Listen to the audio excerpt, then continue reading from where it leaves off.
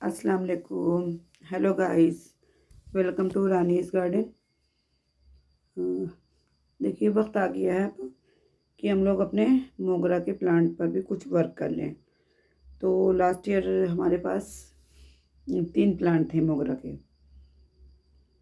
लेकिन इतनी भीषण गर्मियों में तो खैर नहीं ख़त्म हुए। गर्मियों में तो खूब अच्छी ब्लूमिंग हुई और खूब भर भर के हम लोगों ने फ्लावरिंग ली उसमें से, लेकिन उसके बाद पता नहीं क्या क्यों कैसे क्या हो गया, वो सूख गया। और बहरहाल जो बचा है उसका अब ख्याल करना है। तो देखिए मैं सबसे पहला काम जो आपको करना है अपने प्लांट्स पर, तो ये बेचारे शौक से बाहर आए हैं सारे प्लांट हमारे, डोरमेंसी से बाहर आए हैं, डोरमेंसी के शौक में थे ये सब। तो अब इनकी जो पहला काम करना है इनके साथ, तो इनकी डेड हेडिंग करना है। यानी कि जो सूखी मुरझाई एकदम सूखी, कोई कोई टहनियाँ इसमें से एकदम सूखी हुई मैंने निकाली हैं। वो फिर क्या, ये यही जो सूखी टहनियाँ होती हैं फंगस क्रिएट करती हैं हमारे प्लांट में, और धीरे धीरे सारी ही टहनियाँ सूख जाती हैं। तो टाइम टू टाइम देखिए, बहुत बड़े प्लांट होते हैं उसमें कोई टहनियाँ सूखी नहीं निकालने जा रहा। जो छोटे प्लांट हैं हमारे पॉट में, तो जो पॉट में हमारे प्लांट होते हैं उसमें बीमारियां भी ज़्यादा लग जाती हैं, फंगस वगैरह का अटैक भी ज़्यादा हो जाता है, क्योंकि उसमें कम मिट्टी, कम न्यूट्रिशंस, कम पानी होता है। तो उनकी वो टोटल जो है हम पे डिपेंड हो जाते हैं। और जो ज़मीन में लगे होते हैं वो सेल्फ डिपेंडेंट प्लांट होते हैं, वो अपना न्यूट्रिशंस खुद ब खुद लेते रहते हैं ज़मीन से। तो इन प्लांट की बहुत हमें देखभाल करनी होती है बच्चों की तरह। तो सबसे पहले इनकी डेडेटिंग करनी है, और डेडेटिंग करने पे ये है कि हमारी जो सूखी टहनियाँ इनको निकाल लेंगे और हार्ड प्रूनिंग कर देंगे। तो जब इस प्लांट को मैंने हटाया था, हटाने का मतलब है जब अच्छी फ्लावरिंग इनसे खूब हो गई, सितंबर में मैंने इनको एक्साइट किया था, तो उस वक्त ही मैंने इनको जो है हार्ड प्रून कर दिया था। तो इतनी कुछ हार्ड प्रूनिंग करना तय नहीं किया, लेकिन जो भी इसमें छोटी छोटी सी टहनियाँ दिख रही थी उन सबको मैंने कट किया, सूखी टहनियों को कट किया।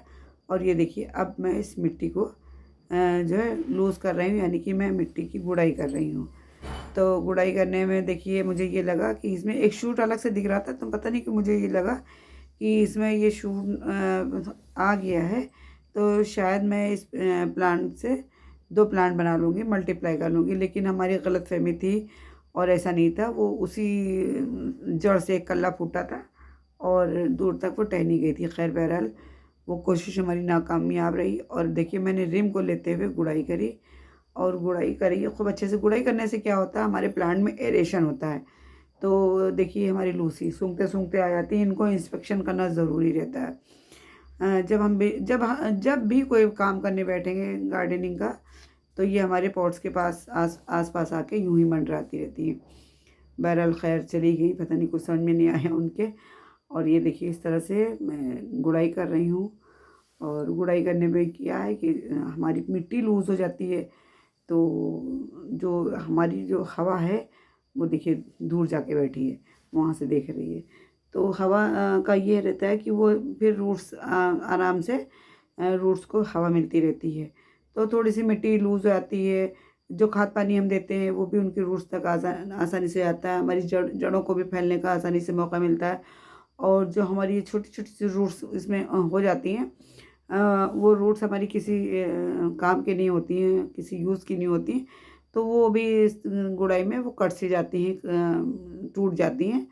तो वो अपने आप उनका भी रोल ख़त्म हो जाता है हमारे पॉट से, और जो मेन हमारी रूट होती है वही बचती हैं। तो बहरहाल इनकी मैंने गुड़ाई करी, और देखिए अब ये हमारे पास इस टाइम देखिए गोबर की खाद हमारे पास बिल्कुल भी नहीं है। तो फिर मजबूरन मजबूरन मैं ये सब देती हूँ, सिंगल सुपर फॉस्फेट ये हमारे पास है।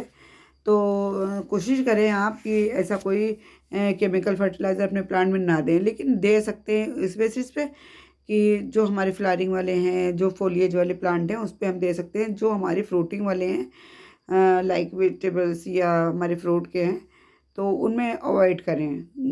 कुछ चीज़ें जो हम घर में उगा रहे हैं उनको तो हम इजीली ऑर्गेनिक रखें, और बाकी जो मार्केट से चीज़ें आ रही हैं तो देखते हैं आप लोग कि हर चीज़ जो केमिकल फर्टिलाइज़र होता है उसी को डाल डाल के टाइम से पहले ही उसको बड़ा कर लेते हैं, और एक सीज़न में दो दो फसलें उगा रहे हैं इसी तरह से, इसी मेथड से।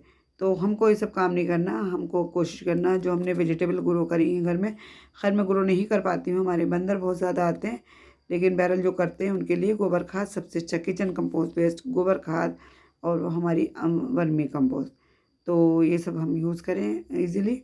तो देखिए मैंने सीवीड जो है था वो हमारे पास, उसको मैंने दिया, और सीवीड लिक्विड भी आता है और ग्रेनुअल्स में भी आता है, तो वो दे दिया। उसको देने के बाद और मैं फंगिसाइड उस तरह से नहीं दे रही हूँ कि डायरेक्ट मैं डालूँ, तो मैंने इस तरह से एक उसमें ले लिया है मग में, और एक मग में लेने के बाद देखिए उसमें पानी भर दिया, और इस तरह से पानी दे दूँगी तो पानी में ये रूट्स तक की ये फंगिसाइड पहुँच जाएगा।